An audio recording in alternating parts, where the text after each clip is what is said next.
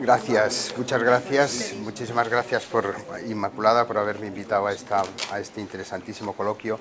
Yo voy a hablar sobre Jorge Bonsor y su relación con la Hispanic Society y bueno, me voy a centrar un poco en la persona de Bonsor al principio porque creo que no es persona muy conocida en estos foros y voy a leer el texto porque me siento más cómodo, ¿no?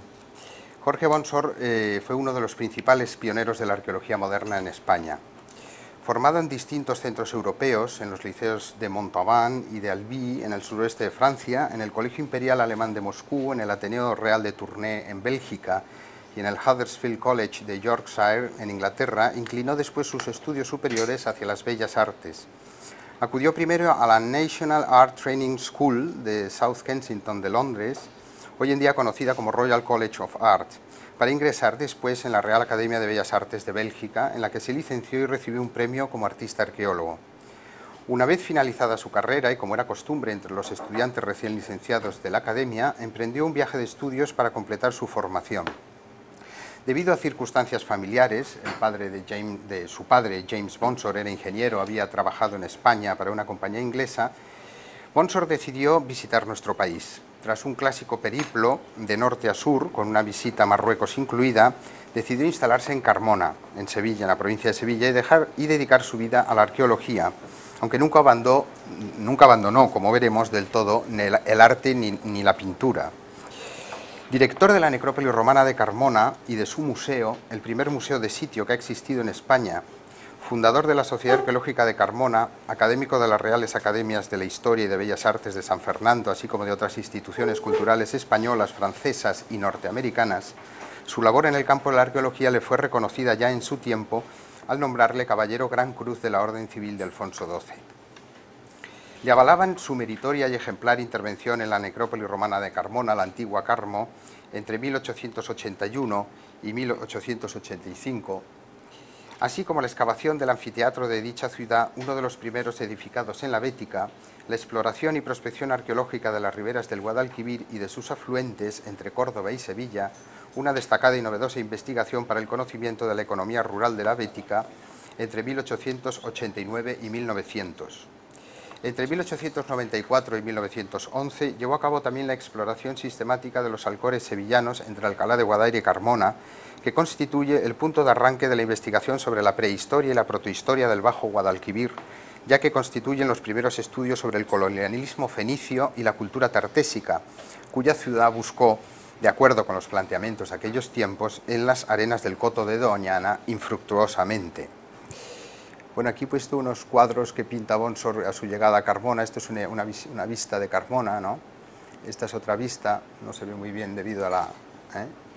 Y esto es un poco un retrato, este es Bonsor junto a sus trofeos arqueológicos recogidos en sus excavaciones, ¿no?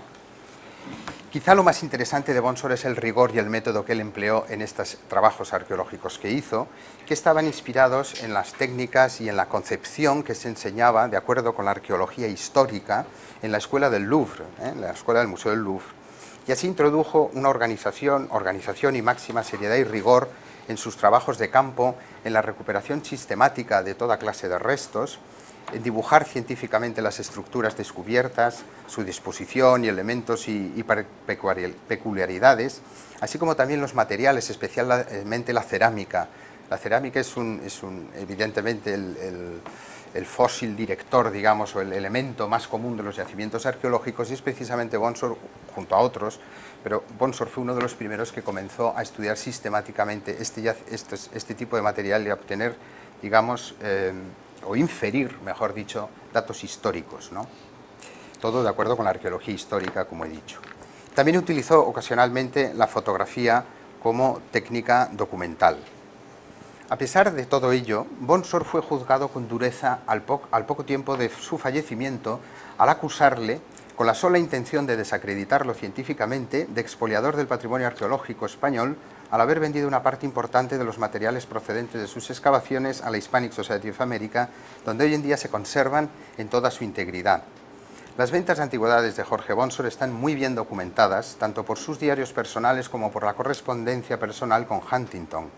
Así conocemos con precisión las fechas de las transacciones, la relación de todos y cada uno de los objetos vendidos en cada una de ellas, incluso el importe de las mismas. Estos son algunos ejemplares que traigo de los distintos materiales que vende Bonsor, fundamentalmente cerámica campaniforme, como estos que hay aquí, marfiles fenicios decorados, como ejemplo de todo un elenco de materiales prerromanos, digamos, y materiales romanos, entre ellos destaca esta importantísima colección de vidrio romano que excavó en una necrópolis de Sevilla. No obstante, estas ventas no se pueden... Aquí están los importes con los años y el importe total de las ventas de los distintos y el total, ¿no?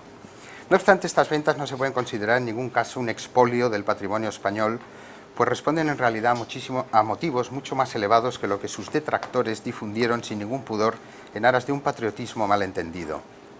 Las ventas de antigüedades de Jorge Bonsor al Hispanic Society son un claro ejemplo del marco en el que se desarrollaba el ejercicio de las investigaciones arqueológicas en España y en Europa a caballo entre el siglo XIX y el XX, y lejos de constituir una excepción, eran un modo de actuar bastante extendido, aunque no exactamente como Bonsor lo hizo, ¿no? Hay que tener en cuenta, y ya he hablado esta mañana un poco de ello, ¿no?, que en primer lugar en España no existía, como en otros muchos países europeos y americanos, ninguna legislación específica que regulase las excavaciones arqueológicas y la exportación de antigüedades.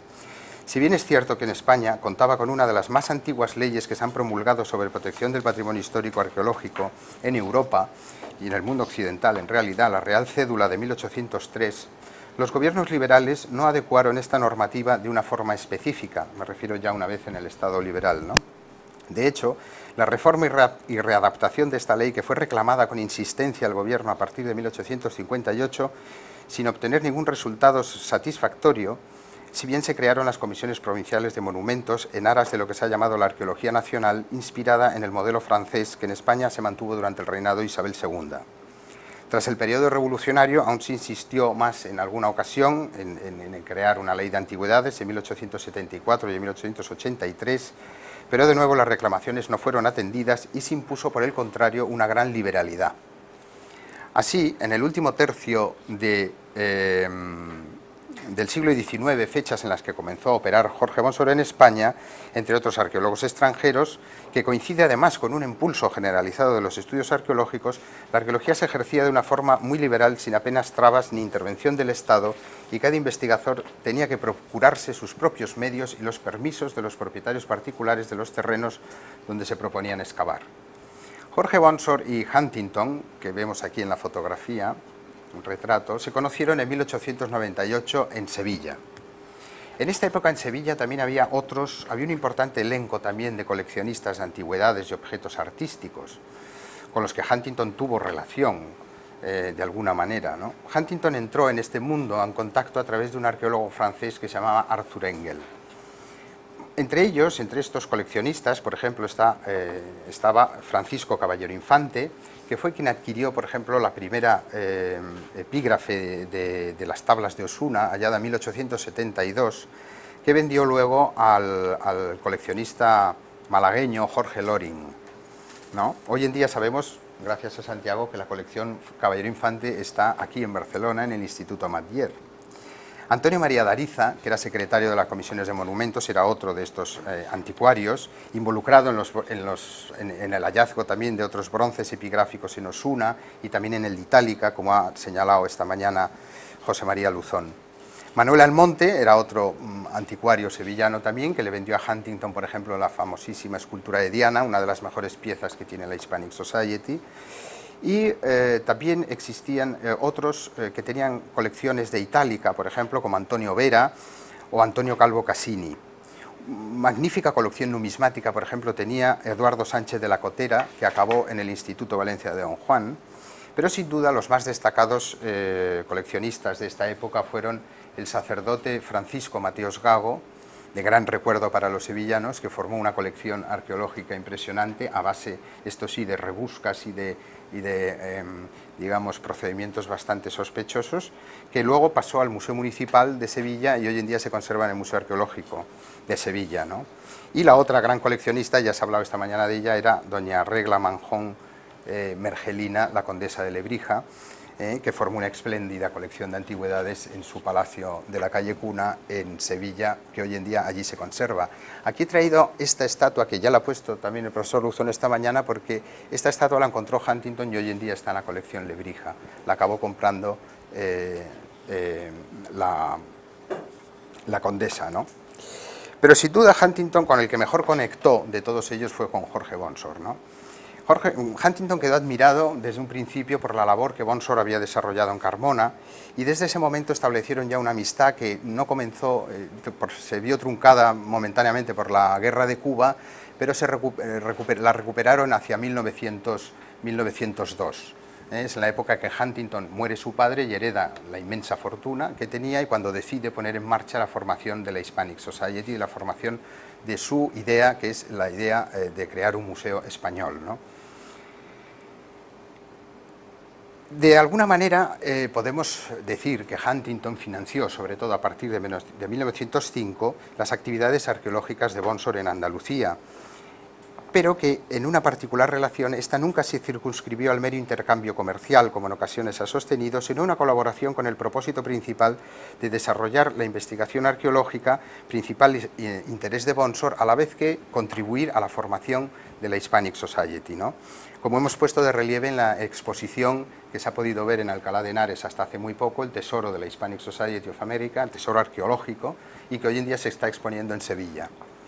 El apoyo financiero que Huntington le facilitó a Bonsor, además, a través de la Hispanic Society, hizo posible también la edición de los principales trabajos de Bonsor. Es decir, en esta relación hay una documentación expresa, una procedencia de los materiales, una publicación de esos materiales, todo un plan diseñado por Bonsor y por Huntington y apoyado evidentemente financieramente por Huntington.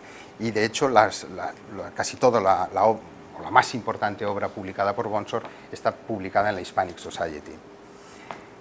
Yo insisto y subrayo que la compra-venta de estas colecciones estuvo en todo momento sujeta al marco legal entonces existente, por el que además siempre ambos mostraron un profundo respeto, como así se puede constatar en la correspondencia. Por ejemplo, en una carta del 2 de enero de 1907, antes de que se promulgara la ley, pero ya había movimientos para hacerlo, Huntington le dice a Bonsor: en general me alegro de que la ley contra la exportación de antigüedades y obras de arte haya sido aprobada, que no lo había sido en ese momento todavía, ¿no? Ya que en este momento se está dando un enorme incremento en la demanda comercial de antigüedades españolas, y esto solamente podía terminar de esta forma.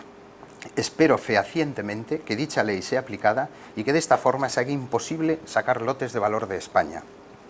Hasta la ley de 1911, la investigación arqueológica en España no recibía ninguna ayuda del Estado y su financiación era completamente privada, ¿no? Promulgada dicha ley, el Estado financiaba solo determinadas intervenciones arqueológicas, pero concedía permisos de excavación sin dotación económica. Es decir, que la ley no arregló tampoco mucho el asunto, ¿no? Y evidentemente fomentaba un poco el trasiego. Jorge Bonsor, no obstante, no fue el único proveedor de antigüedades de la Hispanic Society of America, ¿no? Quizá el más importante de todos ellos fue Antonio Vives, que conoció a Huntington en 1902 y que le venció una importantísima colección de bronces que había comprado sobre todo en las Islas Baleares, ¿no? También le vendieron antigüedades a Huntington Antonio Dariza, que ya hemos citado, José Gestoso, que era académico de la Academia Sevillana de Buenas Letras y presidente de la Comisión de Monumentos de Sevilla, Horacio Sanders, un ingeniero inglés que operaba en Linares, en la zona de Jaén, y algunos otros más, pero vamos, estos son los principales, de tal manera que la colección de la Hispanic Society prácticamente el 80% procede de las ventas que hizo Bonsor, ¿no? Si bien la colaboración de Huntington y de Bonsor tuvo como principal trasfondo la arqueología, también conocemos por la correspondencia que mantuvieron ambos ciertas operaciones de venta de objetos artísticos, que son las que me voy a hacer entrar ahora, principalmente en pintura y cerámica de los siglos XVI y XVII, así como también algunos materiales documentales. Precisamente por este fondo documental, o sea, por la correspondencia, que se encuentra dividido entre Sevilla y Nueva York, sabemos que Bonsor, o hemos podido averiguar que Bonsor, actuaba como representante, o mejor, bueno, como marchante, podríamos decir, de una de las más prestigiosas galerías de arte de Inglaterra, que actualmente hoy en día sigue operativa, que es la de Thomas Agnew and Sons, fundada en 1817 por Thomas Agnew, que pasó después a uno de sus hijos, William Agnew, que creo que es con el que Bonsor operaba. Bonsor operó, es una referencia escueta, ¿no?, en la que le dice a Huntington que, bueno, todo el mundo me pide que vea cosas y que expertice pinturas sobre todo, ya que saben que llevo trabajando para este Agnew Lockett se llamaba, segundo apellido, que fue nombrado barón además en 1895. Bueno, en la correspondencia, además de ciertas operaciones que creo que es posible relacionar con este William Agnew, pues hay una serie de ventas que son de ventas directas de Bonsor a Huntington, ¿no? Entre ellas está, por ejemplo, Luis de Morales, La Sagrada Familia, uno de los mejores cuadros que tiene la Hispanic Society de este pintor. Y a través de ello se ve que también el interés de Huntington era por este tipo de pintura, tenía un interés especial, porque no he hablado de ello, pero el interés de Huntington, Huntington tenía un criterio y un programa muy claro a la hora de formar la colección de la Hispanic Society, ¿no? Y sobre todo le interesaba aquellas cosas que fueran expresivas verdaderamente del arte español, ¿no? Por ejemplo, en la Hispanic Society hay muy pocos cuadros del 18 porque Huntington no los consideraba un siglo muy español, ¿no?, por ejemplo. Y luego se interesó por otros materiales, como veremos, sobre todo de las artes decorativas. Alguien ha dicho por aquí que Huntington leía a John Ruskin Es que el modelo de la Hispanic Society está en el Victorian and Albert Museum seguramente, y en ese tipo de coleccionismo que era bastante inusual en España en esos momentos, ¿no? Bueno, seguimos viendo algunas cosas. Bonsor, el cuadro de Morales se lo vendió Bonsor a Huntington finalmente, después de algunas precauciones, evidentemente, porque Bonsor lo tenía. Bonsor compró este cuadro en particular en Carmona en 1900 y se lo vendió a Huntington en 1906 por 30.000 pesetas. Sabemos los detalles de las cifras y todo esto. 30.000 pesetas era una suma importante para la época, ¿no? Otros informaciones, pues, otras noticias, digamos, aluden a posibles ofrecimientos que luego nunca se concretaron. Yo he traído aquí dos de ellos que Bonsor le dice a Huntington que en unas cartas que hay, por ejemplo, de cuadros en Carmona, en la iglesia de San Bartolomé de Pedro de Campaña. Este es la Catedral de Sevilla, lo he traído porque no he podido conseguir unas fotos de los de Pedro de Campaña, supuestamente Pedros de Campaña, que no sé si realmente lo son los que están en la iglesia de San Bartolomé de Sevilla, y este otro de Hernando Sturmio, que está en la Colegiata de Osuna, que es una alegoría de la Inmaculada, que sí que está allí y sigue allí, ¿no? Pero bueno, es una tentativa de decir, oiga, existe esto. Sin embargo, la carta le dice que no están en venta, pero son obras de arte que se ofrecen o que posiblemente podían entrar, ¿no? Como también en esta misma carta, Bonsor alude a que esto sí tiene él, y esto puede estar relacionado con su representación de Agnew. Él dice que una prima suya, que se llama Clayton Russell, tiene 4 cuadros de Rumney, de George Rumney, y que yo he relacionado con estos, ya que se apellidan Russell, he pensado que a lo mejor eran parientes de la señora Russell. No son estos, evidentemente, ¿no? Pero bueno, esto es una oferta también, y le pregunta a Huntington que hay un americano que opera en Londres, que está comprando este tipo de cuadros, a ver si le puede averiguar el nombre y tal, porque se los quiere ofrecer. En la carta, Bonsor pone 22.000 libras, pero esto me parece un precio completamente desorbitado. 22.000 libras serían, pues no sé, 600 millones de pesetas, una barbaridad, ¿no?, para aquella época. Yo creo que hay un fallo ahí en el punto, más bien podríamos pensar en 220 libras o algo así, ¿no? Bueno, este es otro ofrecimiento que no sabemos si se llegó a efectuar, si llegó a venderlos o no. La compra que hizo Bonsor más importante, esto es una compra personal de Bonsor, pero es la más importante, es en 1910, compró, perdón, he saltado una cosa que es importante. Antes he dicho, antes de entrar en estos cuadros que son de Valdés Leal, como ven ustedes aquí, es el tema de la cerámica vidriada y los azulejos. Bonsor, a Huntington le interesaba muchísimo este tipo de material. La Hispanic tiene una grandísima colección, y Bonsor vendió también una colección de azulejos que él tenía, 33 cuadros, se montaban, saben que se montaban en cuadros, ¿no?, con los dibujos geométricos para vendérselos, y cerámicas también de cuerda seca y de reflejo metálico. Pero el principal proveedor de Huntington en este sentido fue José Gestoso, algo que sorprendentemente en los catálogos de la Hispanic nunca aparece, y Gestoso es el que más cerámica vidriada vendió. Además era un especialista, uno de los mejores especialistas de la época. Huntington incluso le pagó el libro al que le dio 6.000 pesetas de aquella época para publicar el libro La historia de los barros vidriados sevillanos, que es una de las grandes obras, digamos, de la historiografía de la cerámica vidriada, ¿no? Tanto es así que luego Huntington se interesó por una cosa, por un tipo de cerámica que es la cerámica popular española, la típica de Talavera, de Triana, etcétera, etcétera, ¿no? Una cosa que no se coleccionaba en aquellos años y Bonsor, por ejemplo, Gestoso y Bonsor son los que efectúan las compras para Huntington, ¿no? Y le dice Bonsor, dice, hasta ahora no hay ningún aficionado a esta cerámica antigua o moderna. Uno puede esperar en todos sitios la ayuda de los anticuarios locales, los curas o el farmacéutico, y también del correspondiente residente de la Academia de la Historia, pero la búsqueda de cerámica común, nueva o antigua, sería considerada sin ninguna duda por todo el mundo como la más solemne chifladura. A lo que añade, al mismo tiempo, por supuesto, estaría atento a mi alrededor por si apareciese cualquier otra cosa que considerase interesante para la sociedad. A finales de agosto, la formación de esta singular colección, unas 50 piezas, en su mayor parte procedentes de Sevilla, pero también de talleres de Almería, Jaén y Granada, los que iban a comprar para Huntington, pues había concluido, ¿no? Pero bueno, entonces retomo. La compra más importante de Bonsor fue esta serie, la adquisición de la serie de la vida de Santa Clara, de Santa Clara de Asís, de Valdés Leal, que pintó en 1652 para el presbiterio del convento de Santa Clara de Carmona. El conjunto fue adquirido en dos compras, en dos veces. En 1910, que se compraron estos dos, que son los de mayor formato, vamos, apaisado, así alargado, y en 1914, con permiso del arzobispo de Sevilla. El 5 de julio de 1910 compró por 5.000 pesetas a Sor Dolores de San Francisco, abadesa del convento, estos dos cuadros que vemos aquí. Según Bonsor, los cuadros se encontraban en muy mal estado de conservación y corrían peligro de perderse en pocos años, y así le dice a Huntington, sin duda, significa una resurrección que yo los haya sacado de allí. Hasta el momento estoy satisfecho con los resultados. Alrededor de 4 años después, el 20 de abril de 1914, compró a Sor Dolores Muñoz, abadesa del convento, los 4 cuadros restantes de la serie. Pagó por ellos en total 4.370 pesetas, incluyendo todos los gastos, y enseguida se puso a trabajar en su restauración para poder incluirlos en la biografía que estaba redactando su amigo José Gestoso, que también financiaba la Hispanic Society.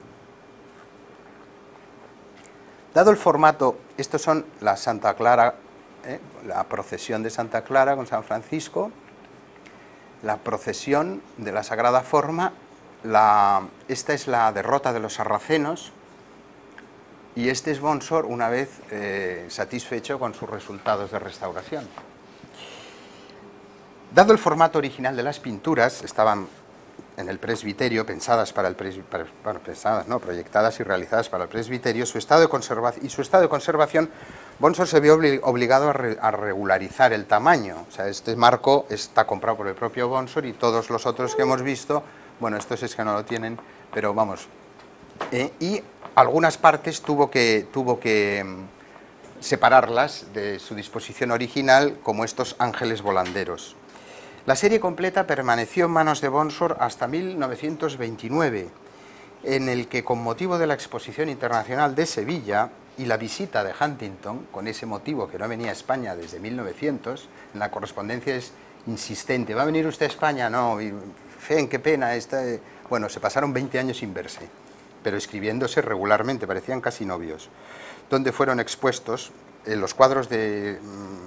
Le vendió a Huntington 2 ejemplares, la procesión de Santa Clara, y la derrota de los sarracenos, por 30.000 el primero y 70.000 en total 100.000 pesetas.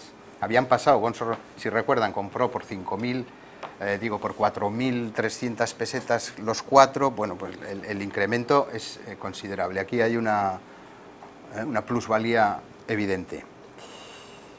En un rasgo de generosidad, Huntington donó estos 2 cuadros, una vez pagadas las 100.000 pesetas, los donó al Ayuntamiento de Sevilla, donde ahí se conservan.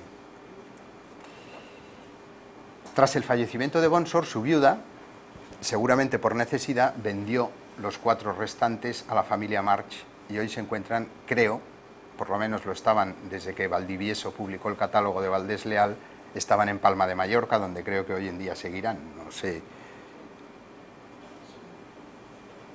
Bueno, A partir de 1911, Bonsor y Huntington dejan completamente con la ley de sus relaciones, digamos, de venta, de compra-venta de antigüedades, pero no por ello cesaron las relaciones científicas entre ambos, y Huntington siguió financiando a Bonsor sus actividades, por ejemplo, la prospección del Coto Doñana, la búsqueda de tartesos con el arqueólogo alemán Schulten y tal. Hoy sabemos que está financiada por Huntington, le dio $2000 de la época para hacerlo, ¿no?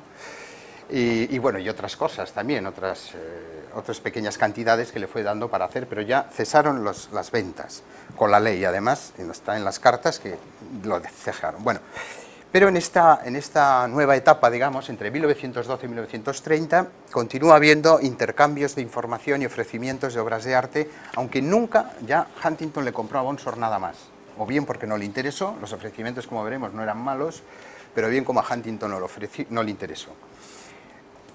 Este cuadro que he traído aquí es porque es un expertizaje que hace Bonsor, que, bueno, me resultó interesante porque hoy en día se encuentra en la Fundación Lázaro Galdiano este cuadro y no se sabe su procedencia. Entonces, por el diario de Bonsor sabemos que este cuadro fue expertizado por él y que estaba en poder de la condesa duquesa de Benavente, es decir, de la duquesa de Osuna.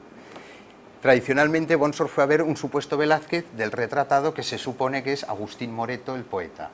Es un cuadro del 17 y por lo visto por detrás tiene una pegatina, digamos, o en letra del siglo XVIII que pone Velázquez, o sea, Moreto de Velázquez, por Velázquez, ¿no?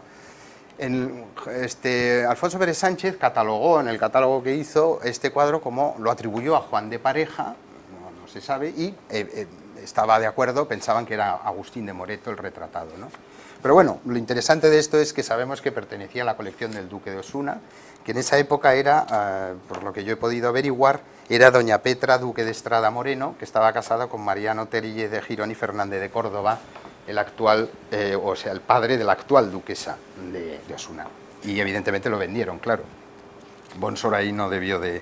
porque anota en su diario que le costó 280 pesetas el viaje a Madrid, el expertizaje y tal, se vino con las manos vacías. Bueno, esto sí es un ofrecimiento ya a Huntington directamente, es la Santa Verónica del Greco. Esto estaba en manos de Bonsor en 1913, le llega a él seguramente también y con la intención de venderlo porque le dice a Huntington que ha sido comisionado para ofrecérselo a un gran marchante inglés en Londres. Yo supongo que es Agnew, evidentemente para el que Bonsor trabajaba, pero le dice a Huntington que le manda la foto por si él lo quiere, si él va a venir a España, que lo vea antes, por si le interesa. A Huntington no le interesa el cuadro y no sabemos cómo acabó la operación. Bueno, pedían por él 5.000 libras, que en pesetas no sé ahora mismo cuánto podrá ser, ¿no?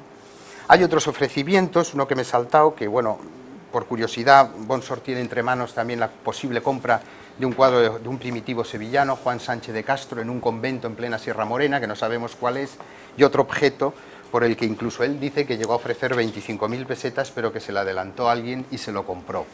El cuadro de Juan Sánchez de Castro es un calvario, una escena del calvario, ¿no? Aunque ya no vendía antigüedades, sí hacía de intermediario en alguna ocasión, y esta estatua, por ejemplo, se la ofrece a Huntington. Huntington tampoco la quiere, no era propiedad de Bonsor, procedía no sabemos de dónde, ni sabemos quién es el propietario, pero Huntington no la quiere, y bueno, esta fotografía ha quedado en el archivo de Bonsor, está ahí. Pedían por la estatua 15.000 pesetas, pedía el vendedor. Otro cuadro que Bonsor compra en Martos, en Jaén, es un cuadro de Matías Jimeno, un Riña de Pícaros. Este es un pintor que trabajó en Guadalajara, sobre todo en Sigüenza, pero Bonsor compra el cuadro en Martos, a una señora.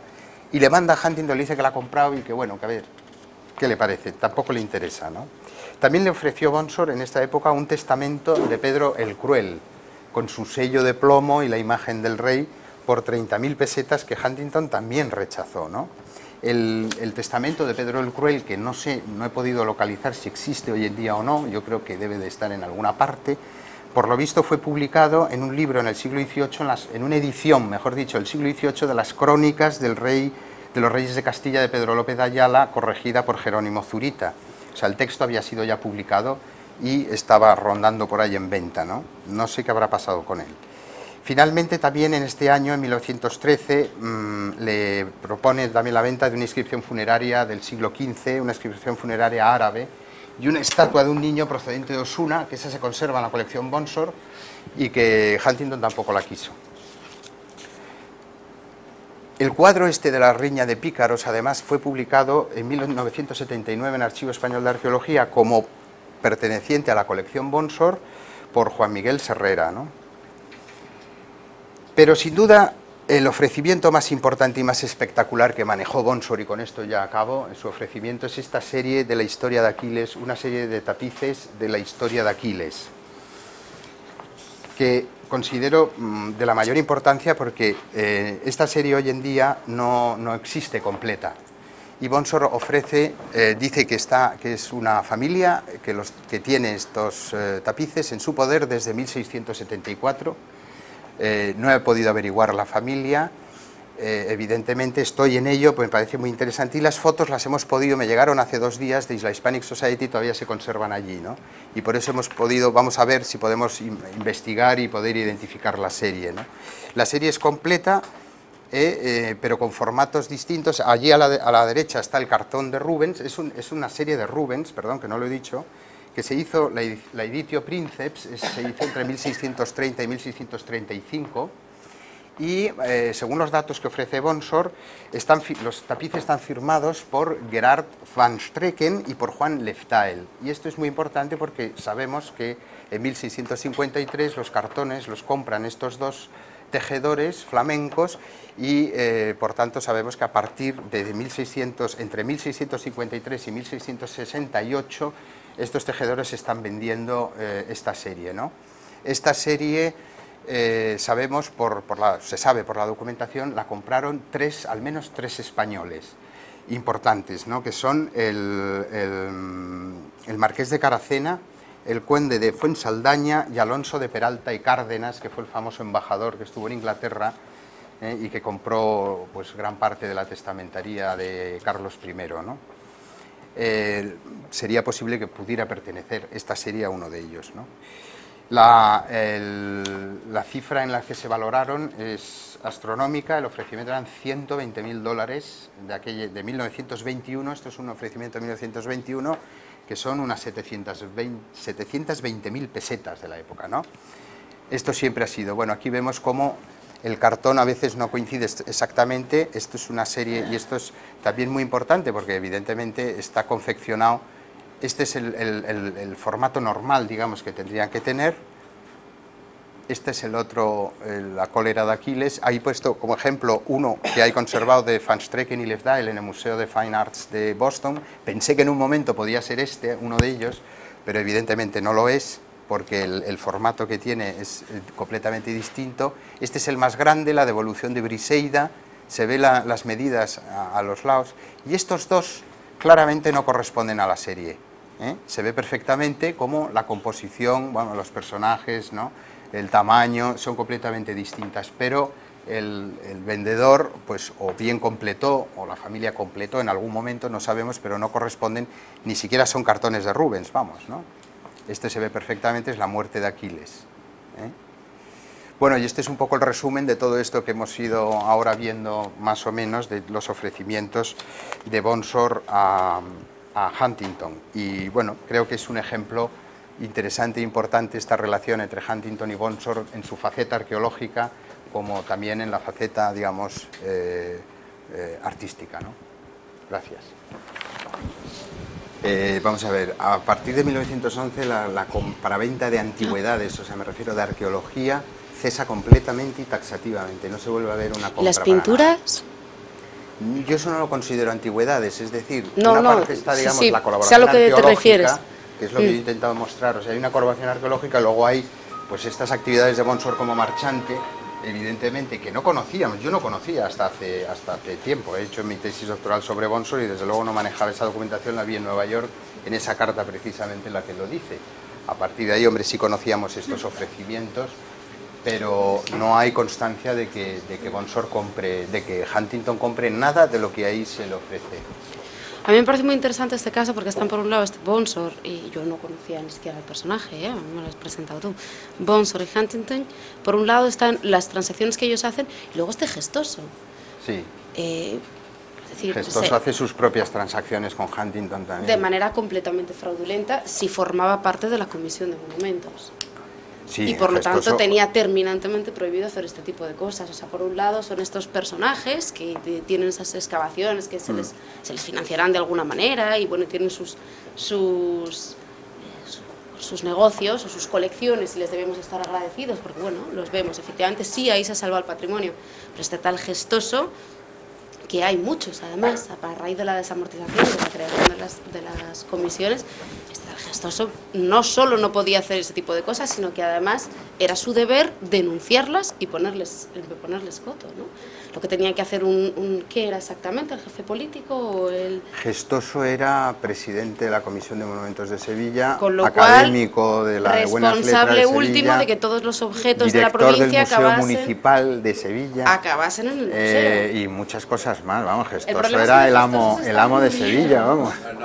Un apunte sobre Gestoso, ojo.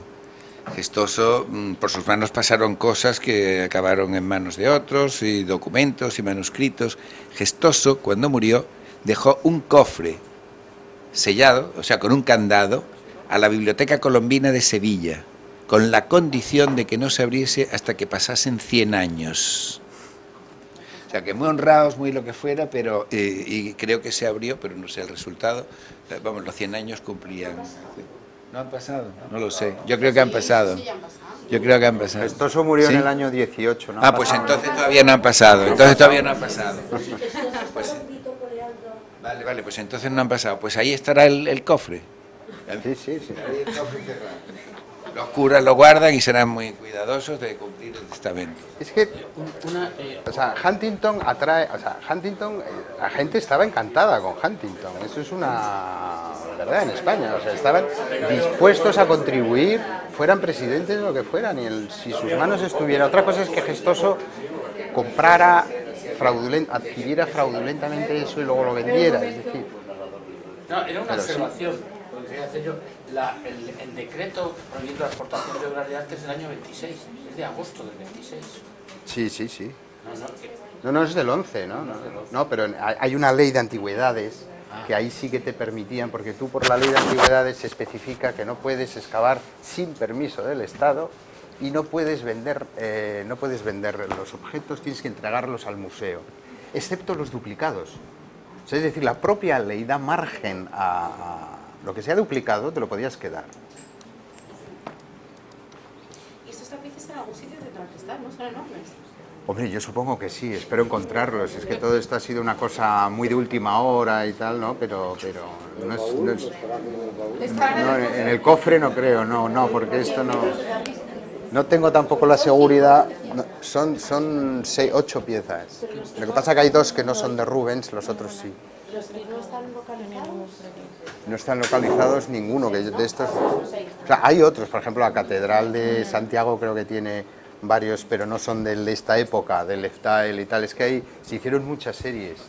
Y luego se sabe que estos Conde de Fuensaldaña, Marqués de Caracena y el Alonso Puertas, Alonso de Cárdenas, pues compraron unas series allí, pero ¿dónde están? Pueden ser una de estas, no lo sé. Yo he investigado a estos señores y ninguno de ellos paraba en Sevilla, pero la verdad es que esta colección estuviera en Sevilla tampoco lo tengo absolutamente claro. Es bastante complicado. ¿Hay alguna intervención más? Sí. Ahora lo digo de memoria, pero yo creo que esos tapices están en los Países Bajos, en algún museo, parece que están en el Museo de Amberes o así, recientemente no, ya te lo miraré porque... Sí, hay un museo en Holanda que hicieron hace poco, hicieron una exposición en el Prado, de esta serie precisamente, sí. Y ahí es donde yo he averiguado que no hay ninguna serie completa, y ese museo de Holanda tiene los cartones, tienen solo los bocetos, pero no tiene tapices. Vale. No tiene tapices. Los cartones no se conservan todos, además tampoco. Creo que el Prado tiene 3 y el museo de Holanda creo que tiene 4 o 5. Los juntaron todos en esa exposición, que fue en Holanda y en el Prado, ¿no? Y ahí es donde yo he sacado esos datos un poco aproximados ahora. Los tapices eran lo más caro de todo en la época, porque por ejemplo Dirin compró su serie en Mallorca y pagó 350.000 pesetas, en el año 17 o 18. 350.000 pesetas. 1917. Es lo más caro que compró Dining. Era una serie grande, 12 tapices, pero bueno, es un precio tremendo porque claro, el Greco de la Frick Collection pagaron 25.000, o sea que es una diferencia de precio tremenda. O sea, un poco en el espíritu esto, es decir, lo que daba el aspecto ostentoso a una vivienda de un nuevo rico es una buena serie de tapices. Claro. Y entonces los aristócratas, pues, no tenían necesidad, se la vendían. Hombre, es que los tapices, claro, los tapices estaban hechos, los compraban, o sea, la altísima aristocracia, digamos. Entonces estos, el Fuensaldaña, Caracena y tal, eran gobernadores en el país, en los Países Bajos. O sea, en el 17 era ya lo más caro, el regalo más lujoso, pero es que hasta hace muy poco es lo mismo. Además, con la ventaja que los tapices no se pueden falsificar, o sea, que todos son auténticos. Sí. Sí, que esto es fantástico. Mejores o peores, pero son auténticos. Sí. No, yo quería decir, en relación con lo que estás comentando, que realmente es interesante el mercado del arte en relación con la decoración o la ornamentación de las casas en esta época. Es decir, que está un poco relacionado con lo que comentaba antes. Es decir, realmente un tapiz, claro, tiene un sentido de representación, etcétera, etcétera, más que nada, ¿no? Claro. Sí, sí. Tengo localizado una colección de tapices así rara que ya os lo pasaré, que tiene cosas insólitas, que era de un torero que vino a parar a Barcelona y tiene 10 o 12 tapices espectaculares. Gestoso era Gestoso Pérez. Gestoso Pérez. José Gestoso Pérez. Sí. Bueno, esto de Gestoso es un poco un drama. Gestoso es un hombre clave en la cultura artística de Sevilla. Sí. Que hay gente haciendo tesis, haciendo cosas, y nadie estudió a Gestoso. Sobre Gestoso no se ha escrito en una línea. Nada, ni como coleccionista, ni como estudioso, ni como nada. Ni como nada. Bueno, sí, pero es decir, este señor debería tener un par de tesis hechas, diríamos, sobre él, porque es un personaje interesantísimo. Sí, sí, Gestoso es, vamos... Claro, y esto en relación, bueno, es decir, en aquella época todo el mundo estaba en el mercado, tenía que escandalizarse mucho. Fuera presidente de la comisión, esta de la otra, todos estaban aquí, o sea, no pasa nada. Es decir, y ver eso que estaba en el mercado. Claro, es decir, Mayer estaba haciendo lo mismo con cosas que hacía expertizaje. Bueno, el hecho de que sea claro, mal extendido no, a ver, sí, pero la realidad es la que es. Las cosas porque, bueno... Yo lo expliqué aquí, ¿no? El mismísimo ministro de la Gobernación, que era Pidal, anda pidiendo que le tasen, por favor, este crucifijo que dicen que es de Berruguete. Esto en un papelucho lo encontrado, con el membrete de la presidencia del Congreso. Y es el responsable último de todas las comisiones. Si Gestoso rendía cuentas a la Comisión Central, Gestoso quiere decir los de las comisiones provinciales rendían cuentas a la Comisión Central, la Comisión Central rendía cuentas al ministro de la Gobernación. Y el ministro de la Gobernación está trapicheando con berruguetes, pues ya me contarán. Pero esto no quiere decir que fuese algo muy extendido, no quiere decir que debamos pasarlo por alto. Yo creo que sí, que son costumbres de la época. Estamos interpretando un momento de acuerdo con los criterios actuales, claro, que han cambiado muchísimo también. No sé, es decir... No porque se esconden, todo esto que ellos lo hacen a escondidas, no hacen nada abiertamente, todo esto es a escondidas. Hay una voluntad de no dejar constancia de estas cosas, lo que pasa es que queda constancia. Estaba contribuyendo a la formación de una colección que todos aplaudían en este país, en este caso, Ya, en el otro, pero yo digo, hablo en relación a este caso de Huntington, aquí aplaudía todo el mundo a Huntington. En otro contexto, digamos, en 1907 está la expedición que el Instituto de Estudios Catalans organiza al Pirineo para, digamos, conocer mejor el patrimonio de esa zona desconocida, es decir, por el Valle de Boí, Valle de Arán y el Valle de Isàvena. Dirige la expedición Puig i Cadafalch, vamos en Gudiol, va Adolfo Mas como fotógrafo, va Josep Goday, que es otro arquitecto que luego tiene una obra interesante aquí, en Barcelona, pero digamos, la pieza más espectacular que descubren en ese momento es el descendimiento de Irilavall. Ese grupo es la mejor pieza de escultura románica catalana, un grupo de 7 imágenes de tamaño natural que está metida en un trastero en la iglesia de Irilavall para que se la coman la carcoma. Entonces, Puig i Cadafalch, años después, explica el tema y habla de que el cura le había ofrecido ese grupo por 80 pesetas, pero que, claro, como iban con una carta de recomendación del obispo de Seu d'Urgell, pues pensaron que aunque fuera para el Museo de Barcelona, pues no podían comprar las piezas. Y añade, y luego vinieron los marchantes.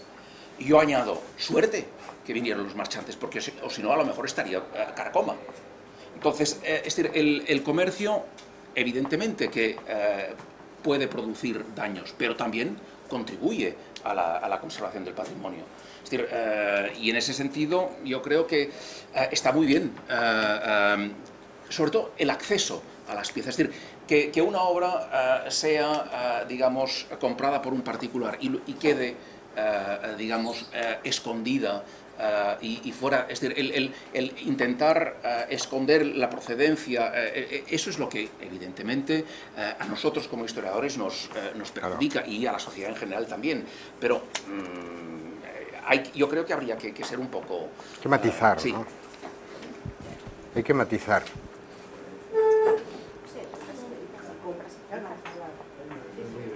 Es que eso es lo que dicen los ingleses con respecto a por qué se llevaron los mármoles del Partenón. Exactamente lo mismo, te contratarían, vamos, para defenderlos. No lo mismo, no, yo no estoy de acuerdo. Yo creo que Los no hemos es lo mismo. salvado, sabe Dios qué pasaría, no los perdona, conocería nadie.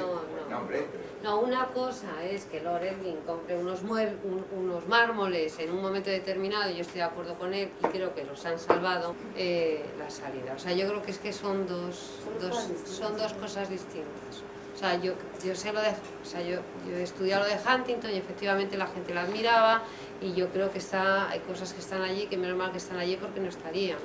Pero eso es una cosa, otra cosa es que fueran las mismas autoridades las que fomentaran eso en lugar de llevarlo al museo al que tenían que llevar. O sea, yo creo que es un...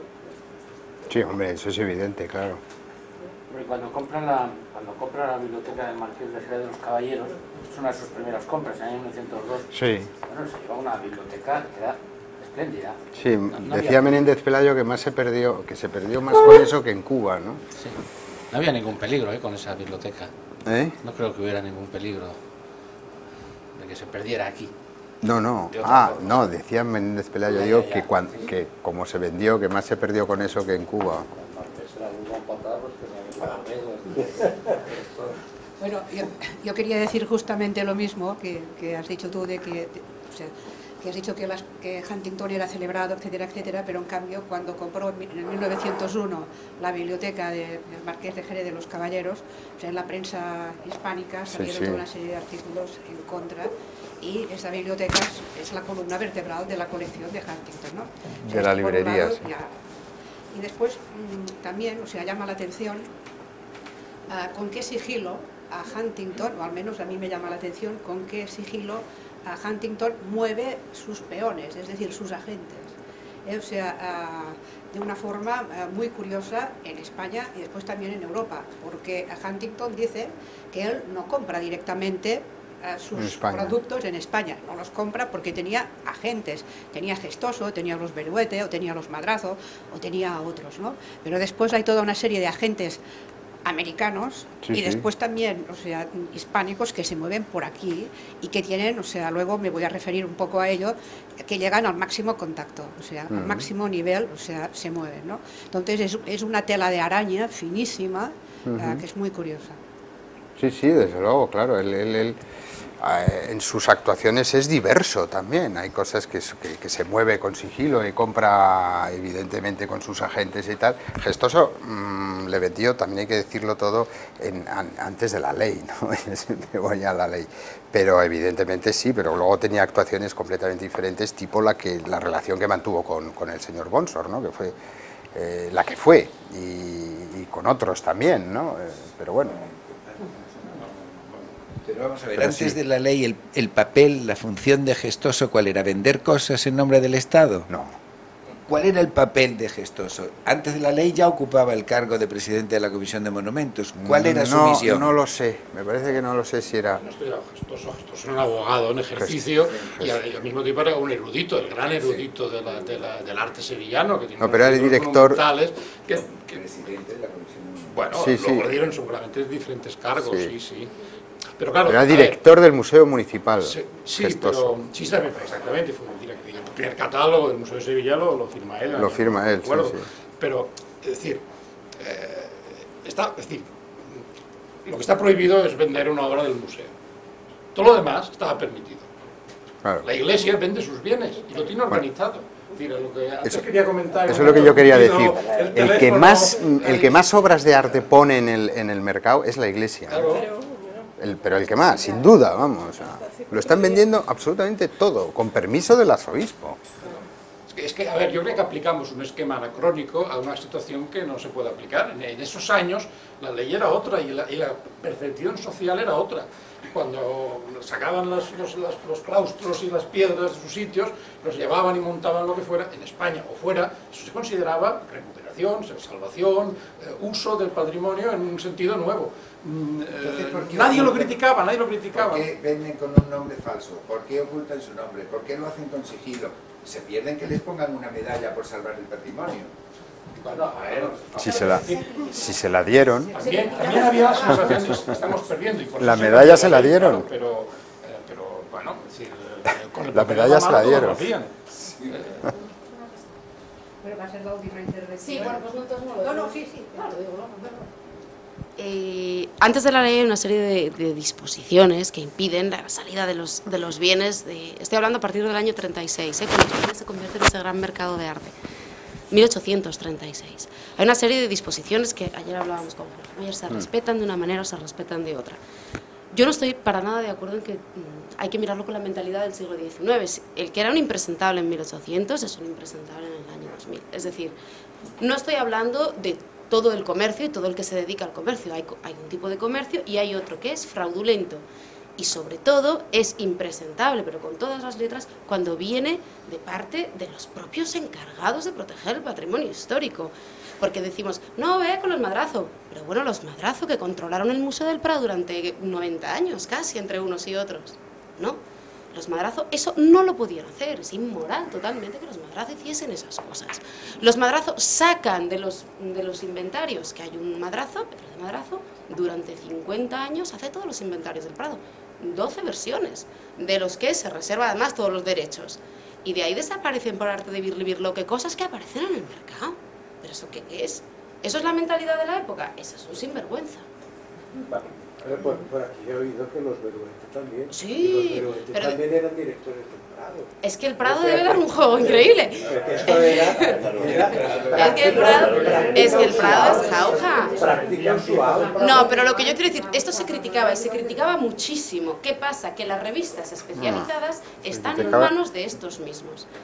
No hay una ley, como bien dice él, no hay una ley anterior a principios de 1900, pero sí hay una serie de reglas y se le pide todo el rato a la reina que diga, por favor, que haga esta real orden, y existen esas disposiciones que de alguna manera regulen la salida del patrimonio. La misma persona que firma, que le dice a la reina gobernadora que por favor haga esta ley porque están saliendo de España esta serie de cosas, esa misma persona tiene contactos con marchantes en el extranjero. Está hablando de Valentín Carderera, está hablando de Madrazo. El mismo que dice, no dejéis que el barón Taylor compre esto, escribe un artículo en El Artista diciendo que el barón Taylor es un tipo magnífico. Entonces eso Sodoma y Gomorra, aquí no hay un justo. Algún justo habrá, pero claro que sí.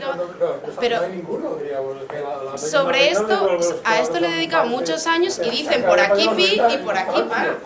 Lo que no está bien visto ahora no estaba bien visto entonces. A ver, había una conciencia social de rechazo a la pérdida patrimonial que supone eso, ya desde el siglo XVIII. En Sevilla no hay un solo murillo, ni un solo Velázquez, se lo han vendido todos los extranjeros. Claro, se lo están vendiendo porque pagan dinero. Y al que se queja le cortan la cabeza, porque al jefe político de Burgos le pasó. Dijo, oiga, que aquí hay un chorizo. Y ya no fue más jefe político, nunca más. No, no es un caso único. Oye, voy a leer una cosa muy rápida, abundando en esto de si estaba mal visto o no estaba mal visto el que se vendiera aquí. En una carta dirigida por Vine a Stevenson, secretario de Spanish Society, en enero de 1916, aquel le comentó, a propósito de un mapa del siglo XV de la colección del duque de Montenegro, el esfuerzo realizado para venderlo en Italia, dada la aparente determinación del gobierno español de evitar su salida del país.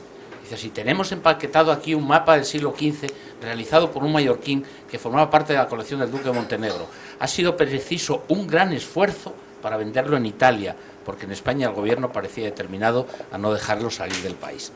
Esta era la carta de Valseca. Esta carta del siglo XV del duque de Montenegro era la carta de Valseca, que la compró el Instituto de Estudios Catalans y que ahora está en depósito en el Museo Marítimo. José de Madrazo, cuando quiere vender en París toda su colección a través de su hijo Federico, ¿y por qué la vende en París? ¿Por qué la vende en París? Está intentando venderla como loco. Hay un momento en el que intenta venderla en todas partes y una de ellas es París. Y está ahí su hijo Federico y le dice, con la única condición de que no me encargaré yo de sacarla del país. Clarísimo, o sea, no lo podía hacer, él no lo podía hacer.